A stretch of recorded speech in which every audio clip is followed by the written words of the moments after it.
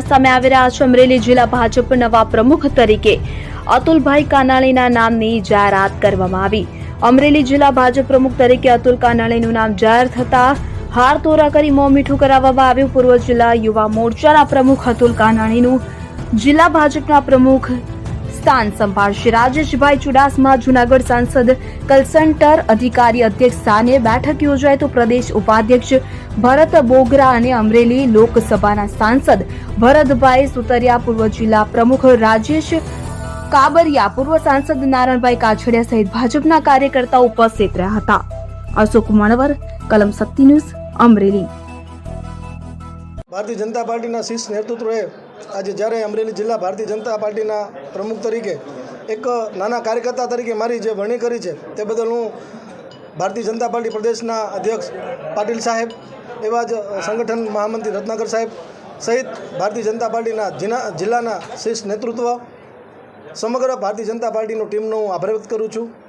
આગામી સમયમાં સંગઠનના કાર્યકર્તાઓને સાથે લઈ અને અમરેલી જિલ્લા ભાજપનો સારામાં સારો દેખાવ રહે, સારામાં સારી કામગીરી રહે, લોકો વચ્ચે જઈને લોકોના કામો સરળતાથી ઉકેલ આવે, સંગઠનનું કામ સરળ રીતે પૂરું થાય એવા સંપૂર્ણ મારો પ્રયત્ન રહેશે।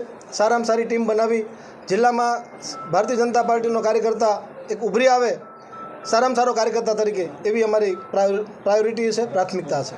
ભાજપનો આંતરિક વિખવાદ છે, એને લઈને ડેમેજ કંટ્રોલને શું કરશો? ભારતીય જનતા પાર્ટીના બધા જ આગેવાનો સાથે છે, કોઈ વિખવાદ જેવું છે નહીં।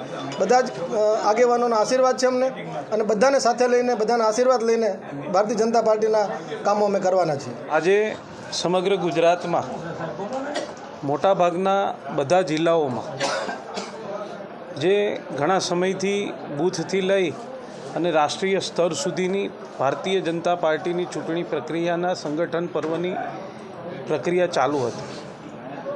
બૂથ ઇન્ચાર્જોની નિમણૂક કરવામાં આવી, મંડળ ઇન્ચાર્જોની નિમણૂક કરવામાં આવી, ત્યારબાદ જિલ્લા અધ્યક્ષો અને પછી પ્રદેશ અધ્યક્ષ અને રાષ્ટ્રીય અધ્યક્ષ, એવી રીતે સમગ્ર પ્રક્રિયા છે।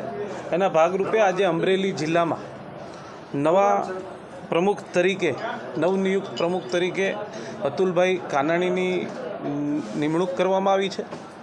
મને વિશ્વાસ છે કે આવનારા સમયમાં સંગઠનની દૃષ્ટિએ હંમેશા અમરેલી એ ભારતીય જનતા પાર્ટીનો ગઢ રહ્યો છે, અને આવનારા સમયમાં અતુલભાઈ અને ભારતીય જનતા પાર્ટીના અમરેલી જિલ્લાના કાર્યકર્તાઓના જે કામ કરવાની એમની પદ્ધતિ છે, એમના નેતૃત્વમાં અમરેલી જિલ્લો સંગઠનાત્મક રીતે અને આગળ વધશે એવો મને વિશ્વાસ છે।